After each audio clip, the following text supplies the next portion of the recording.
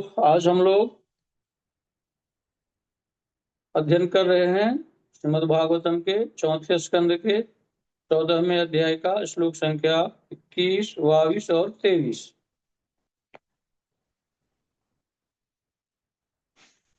तो राजा वेन के राज्य में जितने भी ऋषिगण थे, मुनिगण थे, धर्माचार्य थे, वो इसी चीज को आगे कंटिन्यू कर रहे हैं अभी भी, कि राजा किसी भी तरह के मान जाए हमारी सलाह, और वो जो अधर्म आचरण कर रहे हैं, पापाचार कर रहे हैं, या नागरिकों के साथ, जनता के साथ जो क्रूर व्यवहार कर रहे हैं, और सारे ऋषि मुनियों का जो यज्ञ है, तपस्या है, ब्राह्मणों का सारा पूजा पाठ जो उन्होंने बंद करवा दिया है, तो ये राजा वेन ये सब न करें और सारे ऋषि मुनियों को वापस तपस्या करने दें, यज्ञ करने दें, ब्राह्मणों को पूजा पाठ कर्मकांड सब करने दें, और राज्य को सुचारू रूप से चलाएं, ताकि राज्य की जो जनता है, नागरिक है, वो सब शांति से रहें, सुखी हो, सबका कल्याण हो, सब उन्नतिशील बने। इसी प्रयास में सारे ऋषि मुनिगण लगे हुए हैं राजा को समझाने में।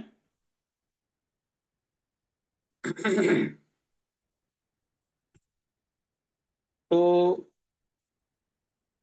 श्लोक संख्या 21 में अनुवाद में जो है ये लिखा गया है, जो ऋषिगण मुनिगण को समझा रहे हैं। राजा वेन को वो लोग बता रहे हैं कि हे राजन, भगवान प्रमुख अधिष्ठाता देवों सहित समस्त लोकों में समस्त यज्ञों के फल के भोक्ता हैं। जिसे इसकी चर्चा जो है, जो ऋषिगण मुनिगण बता रहे हैं, इसकी चर्चा श्रीमद् भगवद गीता में भी है। भगवद गीता के 5वें अध्याय के 29वें श्लोक में उसको भी हम पढ़ेंगे। बता रहे हैं कि भगवान ही सारे कर्मों के और फलों के भोक्ता हैं। मनुष्य व्यर्थ ही अपने आप को कर्ता मान बैठता है, स्वामी मान बैठता है, और जो कर्म के जो फल होते हैं उसको वो अपने को भोक्ता मान लेता है। यही कर्म बंधन का कारण बन जाता है, और जीव जो है वो 84 लाख योनियों में भटकता रहता है। तो यही ऋषिगण मुनिगण बता रहे हैं। तो हम लोग उस श्लोक का भी अध्ययन करेंगे जो श्रीमद् भगवद गीता में है। सॉरी।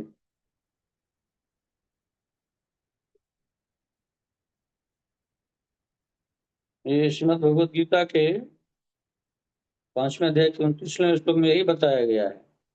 भोक्तारम यज्ञ तपसाम सर्वलोक महेश्वरम सुहृदम सर्वभूतानां ज्ञात्वा मां शांति मृक्षति।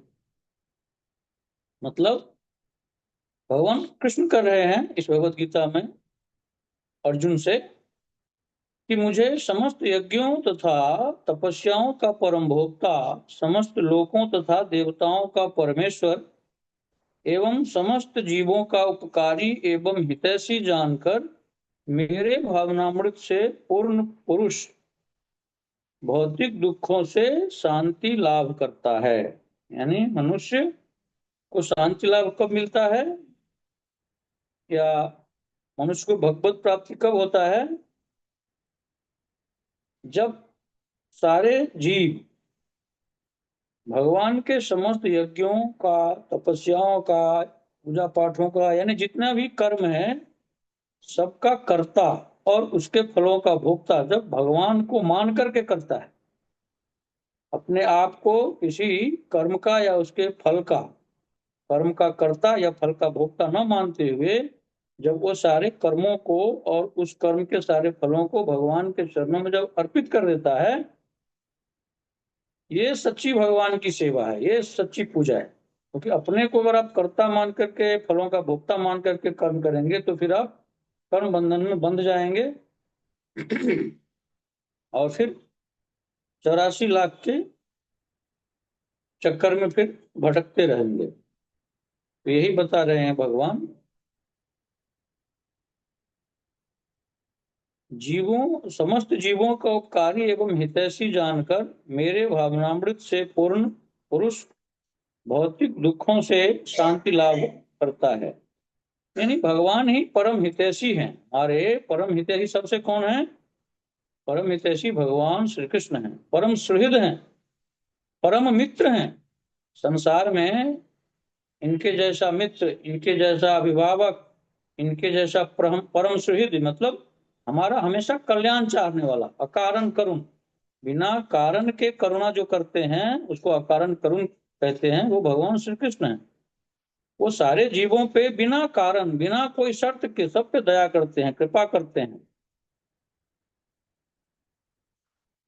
लेकिन जीव अज्ञानतावश अगर उसके सामने कोई प्रतिकूल परिस्थिति आती है या सांसारिक कष्ट, तकलीफ, विपत्ति आती है, तो लोग बोलचाल की भाषा में कहते हैं कि भगवान मुझ पे नाराज हैं या भगवान पे हम पे कृपा नहीं है। बिल्कुल नहीं। प्रतिकूल परिस्थिति में भी, संकटों में भी भगवान की कृपा है, क्योंकि भगवान चाहते हैं कि इसका जो अनेक जन्मों का प्रारब्ध के हिसाब किताब के अनुसार जो इसको कष्ट मिलना है, तकलीफ मिलना है, विपत्ति या संकट जो आनी है, उसको बहुत कम करके अपने भक्तों पे, अपने दासों पे, अपने सेवक को उस संकटों को, विपत्ति को, कठिनाइयों को बहुत कम करके वो उसके सामने में रखते हैं, ताकि वो इसको भोग ले, वो अपना प्रारब्ध शून्य कर ले। क्योंकि जब तक प्रारब्ध शून्य नहीं होगा, अनंत जन्मों का जो प्रारब्ध है उसका हिसाब किताब जब तक हो नहीं जाएगा, प्रारब्ध सारे नष्ट नहीं हो जाएंगे, तब तक जन्म मरण का बंधन छूटता नहीं है। इसके लिए अनेक जन्मों के जो पाप कर्म बने हैं प्रारब्धवश, हमें यह मनुष्य शरीर तो मिल गया, भगवान ने ऐसी करुणा करके, कृपा करके यह मानव शरीर तो दिया, लेकिन अभी भी जो प्रारब्ध शेष बचे हैं उसके कर्म फल तो भोगने होंगे। लेकिन इस पर भी भगवान इतनी कृपा, करुणा और दया करके प्रारब्धवश जो बड़े बड़े संकटों, विपत्तियों या कठिनाइयों का जो सामना करना पड़ता है, उसको भगवान कृपा करके, करुणा करके अपने भक्तों पर, वैष्णवों पर उस कष्टों को, तकलीफों को, विपत्तियों को बहुत कम कर देते हैं, ताकि, और उसको सहने की क्षमता दे देते हैं कि ताकि ये अपने प्रारब्ध को भोग ले, अपना प्रारब्ध नष्ट कर ले और हमारी भक्ति करके, हमसे प्रेम करके, हरिनाम करके, हरे कृष्ण महामंत्र का जप करके ये जन्म मरण के बंधन से छूट करके गोलोक वृंदावन धाम को वापस लौट जाए। तो भगवान अति दयालु हैं, अति कृपालु हैं, अकारण करुण हैं, परम हितैषी हैं, परम सुहृद हैं। यही बता रहे हैं भगवान श्री कृष्ण अर्जुन से कि समस्त जीवों का उपकारी एवं हितैषी जानकर मेरे भावनामृत में, यानी कृष्ण भावनामृत में, कृष्ण भावनामृत क्या है आप सब लोग जानते ही हैं, कि हमेशा भगवान के नाम, रूप, गुण, लीला, धाम, उनके परिकर, उनके संत, उनके जो सेवक है, उन्हीं का चिंतन करते रहना अहरनिश, हमेशा। और ये घर का काम करते हुए भी, नौकरी करते हुए भी, व्यापार करते हुए भी संभव है, क्योंकि आंतरिक चिंतन जो है ना वो बना रहना चाहिए। ऐसा नहीं है कि हमेशा हाथ से पूजा ही करते रहना है, या हमेशा शास्त्रों का अध्ययन ही करते रहना है, या जंगल में जाके तपस्या ही करनी है, ऐसा नहीं है। मन जो है ना, चित्त जो है वो भगवान में लगा रहना चाहिए। वही कृष्ण भावनामृत का जो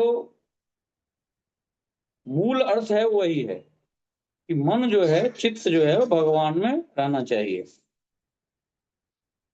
हाँ, शारीरिक पूजा पाठ, भगवान के अर्चा विग्रह की सेवा, शास्त्रों का अध्ययन, वो जितना हो, जितना अधिक हो वो बहुत ही अच्छा है, लेकिन मन से भगवान का स्मरण, चिंतन, सुमिरन, ध्यान, ये अहर्निश होना चाहिए। क्योंकि ये बाकी चीजें जो है, भगवान की पूजा पाठ या शब्द ग्रह की सेवा या संत वैष्णवों की सेवा या शास्त्रों का अध्ययन, ये 24 घंटे तो संभव नहीं है, लेकिन भगवान का चिंतन और सुमिरन जो है वो 24 घंटा संभव है।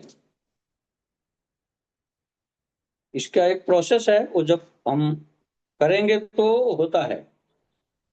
बल्कि स्वप्नावस्था में भी, निद्रावस्था में भी भगवान का चिंतन है। जैसे आप लोगों ने भी अनुभव किया रहेगा कि जब हम निंद्रा में जाते हैं अपने शयन कक्ष में, तो जब हम भगवान के नाम के, रूप के, गुण के, लीला धाम का उनका चिंतन करते हुए, सुमिरन करते हुए, हरे कृष्ण महामंत्र का उच्चारण करते हुए जब हम सोते हैं, तो स्वप्नावस्था में भी हमें यही चिंतन होता है। कभी कभी हम लोग जैसे कोई स्वप्न देखते हैं, तो ये क्यों होता है ऐसा कि हम वृंदावन में हैं, धाम में हैं, या हमारे सामने कोई संत हैं, वैष्णव हैं, उनसे चर्चा हो रही है।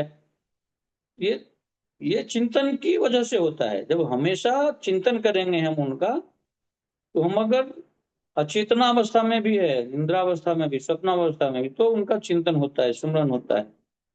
अगर हम नौकरी में है, व्यापार में भी है, तो हमेशा ध्यान उनका ही रहना चाहिए। ये जो कर्म हो रहे हैं व्यापार के रूप में, नौकरी के रूप में, या गृह का कार्य है, घर का कार्य है, भोग बनाने का कार्य है, ये सब भगवान की सेवा है, उनकी पूजा है। उनका चिंतन सुमरन ध्यान करते हुए सब किया जाए, तो मतलब यही कृष्ण भावनामृत है।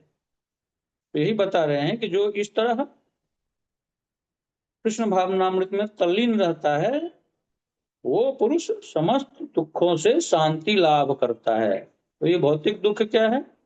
जन्म मृत्यु जरा व्याधि। ये सांसारिक जन्म मरण का जो बंधन है, हर बार जन्म लेना, 84 लाख शरीर धारण करके, और उन शरीरों में नाना प्रकार के कष्टों को,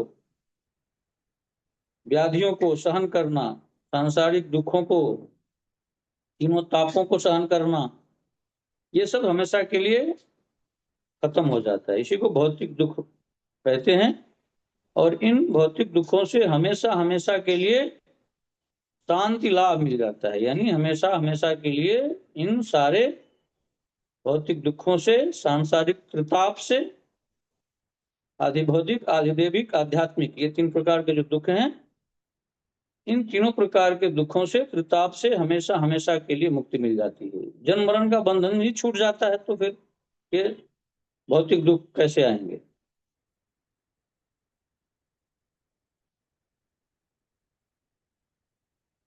तो भगवान आज के श्लोक में ये ऋषिगण मुनिगण वेन को यही बताना चाह रहे हैं, बता रहे हैं भगवान के बारे में, भगवान के गुण की, महिमा की ही बारे में उनको बता रहे हैं, ताकि उनका जो चित्त है, मन जो है, वो भगवान की महिमा गुणगान सुन करके भगवान में चित्त लगे, मन लगे।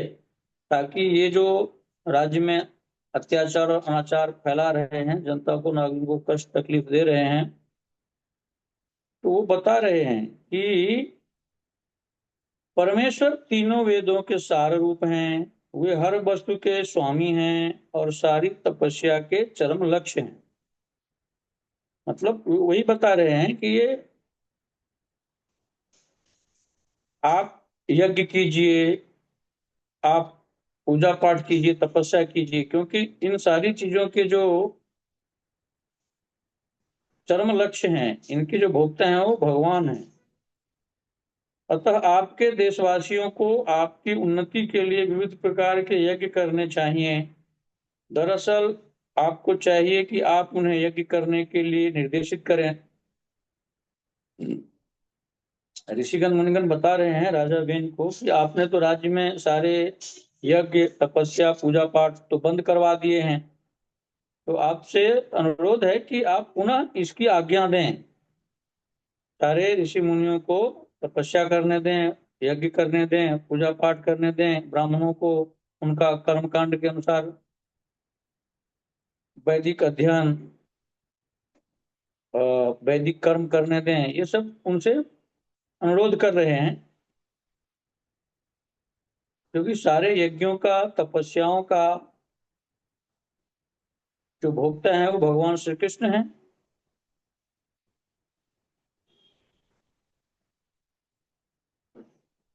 श्लोक संख्या 22 के अनुवाद में बता रहे हैं ऋषिगण मुनिगण पेन से कह रहे हैं, जब आपके राज्य के सारे ब्राह्मण यज्ञ में संलग्न होने लगेंगे, तो भगवान के स्वांश समस्त देवता उनके कार्यों से प्रसन्न होकर आपको मनवांछित फल देंगे। यानी यहाँ पे बता रहे हैं राजा वेन को कि आप सारे ब्राह्मणों को यज्ञ का आदेश दें, उनको छूट दें, क्योंकि उन्होंने बंद करवा दिया था।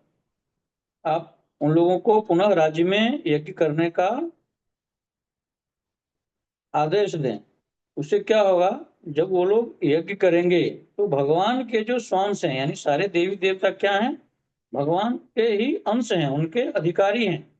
जैसे इस भौतिक संसार में भी हम देखते होंगे कि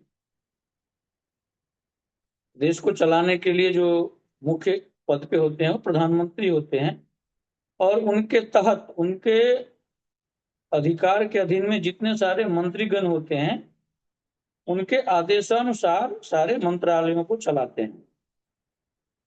उसी प्रकार ये सारे देवी देवता हैं, ये भगवान के अधीनस्थ सारे अधिकारीगण समझ लीजिए, सारे मंत्रीगण समझ लीजिए, वही हैं। तो वही बता रहे हैं राजा बेन को कि जब आप यज्ञ करेंगे तो जो सारे देवतागण हैं वो प्रसन्न हो जाएंगे, और प्रसन्न होकर के आपको मनवांछित फल देंगे। तो देवतागण, जो लोग भी देवी देवताओं की पूजा आराधना करते हैं, उसका फल भी यही होता है कि वो भी भगवान की भक्ति का ही आशीर्वाद देते हैं।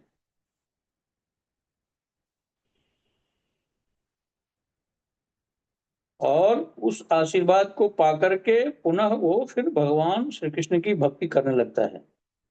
शुरुआत में आप देखते होंगे कि ज्यादातर लोग देवी देवताओं की पूजा से ही प्रारंभ करते हैं अपनी भक्ति। लेकिन फिर धीरे धीरे जैसे जैसे वो देवी देवताओं की भक्ति करते जाते हैं, तो पुनः वो देवी देवताओं की भक्ति करते करते वो भगवान श्री कृष्ण तक पहुंच जाते हैं, उनकी भक्ति करने लगते हैं। क्योंकि ऐसा है ना कि देखिए, जैसे किसी भी पेड़ पौधों को अगर विकसित करना हो तो क्या करना होता है, उसके जड़ में ही जड़ डालना होता है। उसके जड़ में जड़ डालने से उस पेड़ के जितने भी पत्ती हैं, फल हैं, टहनियां हैं, तना हैं, फल हैं, सबको प्राप्त हो जाता है। तो एक भगवान श्री कृष्ण की भक्ति करने से सारे देवी देवताओं की पूजा स्वतः हो जाती है। इसके लिए लोग शुरुआत देवी देवताओं की पूजा से करते हैं, लेकिन फिर बाद में वो भगवान कृष्ण की सेवा, पूजा, आराधना, भक्ति करने लगते हैं। फिर सारे देवी देवताओं की पूजा अलग से नहीं करनी पड़ती है, क्योंकि एक भगवान की अगर हम सेवा करते हैं, आराधना करते हैं, तो फिर सारे देवी देवताओं को भी स्वतः प्राप्त हो जाता है। तो वही राजा बेन को बता रहे हैं ऋषिगण मुनिगण कि हे वीर, यज्ञों को वंद न करें। यदि उन्हें वंद करते हैं तो आप देवताओं का अनादर करेंगे। और ये सतयुग की बात है, तो सतयुग में तो यज्ञ करना, तपस्या करना, ध्यान करना, यही मुख्य था। तो यही बता रहे हैं कि आप यज्ञ बंद करेंगे तो आप देवताओं का अनादर करेंगे, फिर देवतागण आप पे क्रुद्ध हो जाएंगे, तो आपका अनिष्ट होगा, आपका अकल्याण होगा। और हो ही रहा है। राजा वेन जो इतना अत्याचार कर रहे हैं, हिंसा कर रहे हैं, सारी प्रजाओं और नागरिकों को जो इतना कष्ट तकलीफ दे रहे हैं, ये राजा वेन के अनेक जन्मों के प्रारब्ध के कारण ही ऐसा है। ठीक, उन्होंने पिछले अनेक जन्मों में ऐसे दुष्कृत्य किए होंगे, ऐसे पापाचरण किए होंगे कि जिसके फलस्वरूप महाराजा अंग के जैसा धार्मिक पुरुष, धार्मिक राजा, उनके संतान होने के बावजूद भी राजा वेन इतना अत्याचारी हुआ। इसका यही कारण था, अनेक पूर्व जन्मों का जो उनका प्रारब्ध का फल था, अनेक पापाचार का, सदाचार का, दुष्कृति का फल ही था कि वो इतने अत्याचारी हुए। तो यही सांकेतिक भाषा में बता रहे हैं ऋषिगण मुनिगण कि कम से कम आप ये सब करना अब छोड़ दें, आप अत्याचार बंद कर दें, हिंसा बंद कर दें, और सारे ऋषि मुनियों को तपस्या करने का, सारे ब्राह्मणों को यज्ञ करने का आदेश दें। लेकिन भगवान की सब यही लीला भी होती है कि अभी राजा के अवेन के शरीर का अंत होना था, और उनके शरीर का मंथन करने के बाद महाराजा पृथु का आविर्भाव होना था। तो ये तो सब लीलाएं हैं, तो ये अवेन कहाँ मानने वाले थे। इतने सारे उन्होंने राजा को, अवेन को सलाह दिया कि आप भी पूजा पाठ करो, यज्ञ करो, ब्राह्मणों को भी यज्ञ करने दो, पूजा पाठ करने दो, इससे सारी देवताएं प्रसन्न हो जाएंगे, आपको वो आशीर्वाद देंगे, मनवांछित फल प्रदान करेंगे, उससे भगवान भी प्रसन्न हो जाएंगे, क्योंकि सारे यज्ञों का, तपस्याओं का, पूजा पाठ का जो भोक्ता है वो भगवान ही है। ये सारे प्रवचन, सारे उपदेश ऋषिगण मुनिगण ने राजा वेन को तो दिए, लेकिन राजा वेन का जो बुद्धि इतना उलट गया था, भ्रष्ट हो चुका था उसका बुद्धि, ये सब बातें उनके समझ में नहीं आया। और श्लोक संख्या 23 में अब वो बहुत सारे श्लोकों से ये ऋषिगण मुनिगण उनको समझाने का प्रयास कर रहे हैं, सलाह दे रहे हैं, उपदेश दे रहे हैं। उसने सारे उपदेशों को, सारे प्रवचनों को, सारे सलाह को उन्होंने सुन लिया।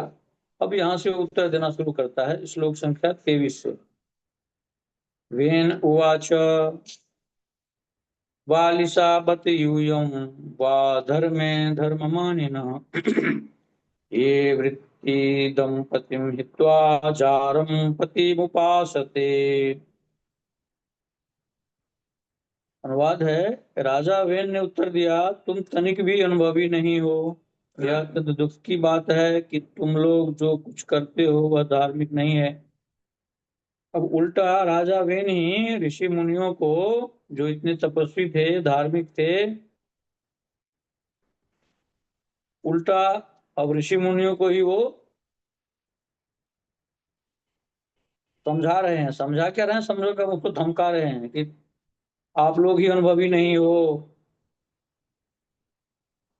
आप लोग जो कुछ भी करते हो वह धार्मिक नहीं है। यानी वो लोग जो यज्ञ करते थे, तपस्या करते थे, भगवान की पूजा पाठ करते थे, ब्राह्मण लोग जो कर्मकांड करते थे, उसी को वो बोल रहा है कि यह धार्मिक नहीं है, आप लोग जो कर रहे हो वह धार्मिक है।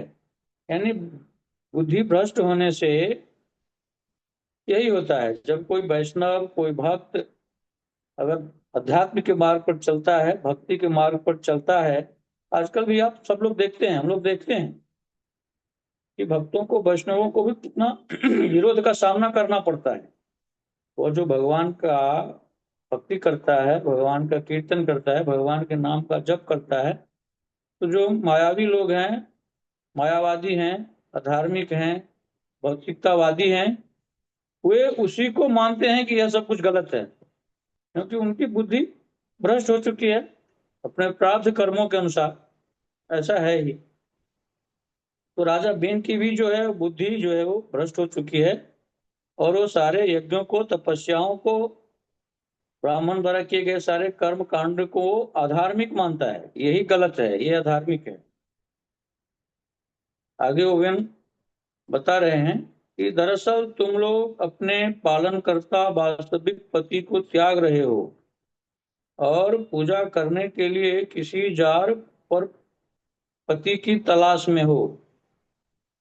यानी राजा बेन जो है वो अपने आप को ही भगवान मानने लगा, और ऋषि मुनियों को ही अब वो शिक्षा देने लगा कि आप लोग, मतलब अपने आप को पालन करता यानी भगवान मान रहा है, और वो ऋषि मुनियों को बता रहे हैं कि जैसे कोई स्त्रियां अपने पति को छोड़ करके किसी दूसरे पर पुरुष की सेवा करता है, वैसे ही आप लोग भी कर रहे हो। यानी हम तो भगवान हैं, भगवान तो आप हमारी ही सेवा पूजा करो, बाकी देवी देवताओं के लिए कि कोई यज्ञ, कोई तपस्या, कोई पूजा पाठ करने की कोई जरूरत नहीं है। यही कह रहे हैं बेन सारे ऋषियों से, मुनियों से। और इसके ऊपर जगद्गुरु श्रील प्रभुपाद जी अपने तात्पर्य में बड़े ही कठोर शब्द का प्रयोग किया है राजा बेन के लिए। प्रभुपाद जी तात्पर्य में बता रहे हैं कि राजा बेन इतना मूर्ख था, मूर्ख बता रहे हैं प्रभुपाद जी वेन को। राजा वेन इतना मूर्ख था कि उसने मुनियों को बच्चों के समान अनुभवहीन कर डाला। ये ऋषिगण मुनिगण जो इतनी कठोर तपस्या करते थे, यज्ञ करते थे, ब्राह्मण लोग जो कर्मकांड करते थे, देवी देवताओं की पूरा आराधना करते थे, और वो मुनि और वो वेन बोल रहा है कि ये सब व्यर्थ है, ये सब अधार्मिक है। गोपाल जी आगे बता रहे हैं, वह उनको सही ज्ञान न होने का दोषी बता रहा था। यानी राजा वेन ऋषि मुनियों और ब्राह्मणों को ही दोषी बता रहा है, आप लोग ही गलत हो, आप लोग ही अधार्मिक हो, जो आप ये यज्ञ तपस्या और पूजा पाठ का जो कर्म कर रहे हो, यही गलत है, इसके लिए आप लोग ही दोषी हो। इस प्रकार उसने उनके उपदेश को अस्वीकार करके उनके विरुद्ध दोषारोपण किया कि वे उस स्त्री के समान हैं जो अपने पालनकर्ता पति की परवाह न करके जार पति को प्रसन्न रखती है, जो उसका पालन नहीं करता है। तो उल्टे राजा वेन ही ऋषि मुनियों को अब समझाने लगा कि आप लोग ही गलत हो, और आप लोग उस उल्टा स्त्री के समान हो जो अपने पति को छोड़ करके पर पुरुष को मानता है और पर पुरुष के साथ रह करके उसकी सेवा करती है। आप लोग उस जार स्त्री या उस उल्टा स्त्री के समान हो। देखिए कितना बुद्धि भ्रष्ट हो चुकी थी राजा बेन की, इतने तपस्वी ऋषि मुनियों को अब किस तरह वो संबोधित करने लगा है।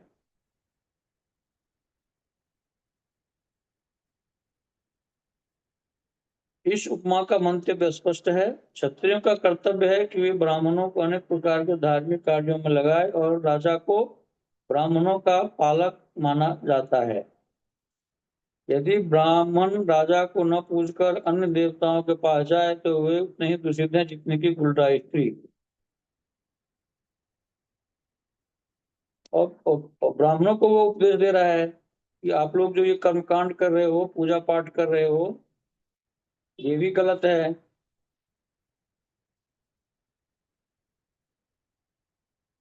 ये आप लोग जो कर रहे हैं गलत कर रहे हैं। और वही उदाहरण वो पेश कर रहा है कि आप उस उल्टा स्त्री के समान हो जो अपने पति की सेवा नहीं करता है, पति के उपदेश को नहीं मानता है, और किसी जार स्त्री और किसी और पुरुष के साथ उसका संबंध हो जाता है, और अपने असली पति की सेवा न करके उसकी सेवा करता है, उसकी आज्ञा का पालन करता है। उसी तरह आप लोग हो,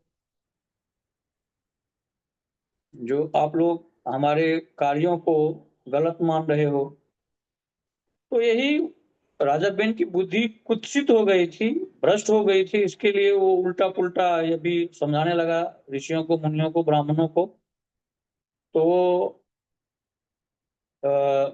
ऋषि मुनि के आदेश को नहीं मानता है। आगे हम लोग अध्ययन करेंगे, कितना समझाने के बाद भी, आध्यात्मिक मार्गदर्शन करने के बावजूद भी कि क्या करने से तुम आपका कल्याण होगा। राजा बेन को बहुत समझाया ऋषि मुनि ने कि किसमें आपका कल्याण होगा, किस रास्ते पे चलने से, क्या करने से भगवान प्रसन्न होंगे, क्या करने से देवी देवता प्रसन्न होंगे।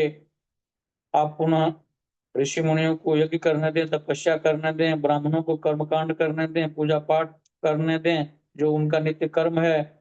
ये सब करने से क्या होगा, वो सब बताए ऋषि मुनियों ने कि आपका कल्याण होगा, राज्य की प्रजा, जनता, नागरिक सब सुखी हो जाएंगे, शांति से रहेंगे, सबका कल्याण होगा, सब उन्नतिशील बनेंगे। ये सब सारे पूरे प्रयास किए ऋषि मुनियों ने राजा बेन को समझाने का, लेकिन राजा बेन था कि उसका बुद्धि भ्रष्ट हो चुका था। और एक शब्द में कहें तो अब उसके नाश का समय आ गया था, वो उसके शरीर का अंत का समय आ गया था।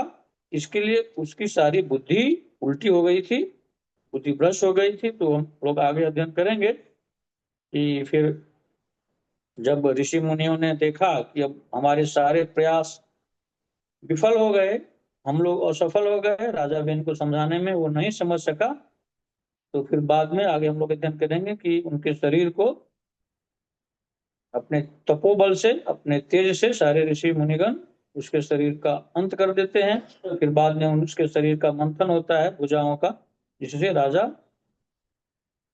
पृथु महाराज का प्राकट्य होता है। ये हम लोग आगे आगे अध्ययन करेंगे।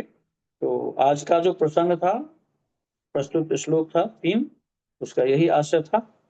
तो आज हम यहीं पे विराम लेंगे। हरे कृष्णा, हरे कृष्णा, कृष्णा कृष्णा, हरे हरे, हरे राम, राम राम, हरे हरे। हरे कृष्णा माता जी।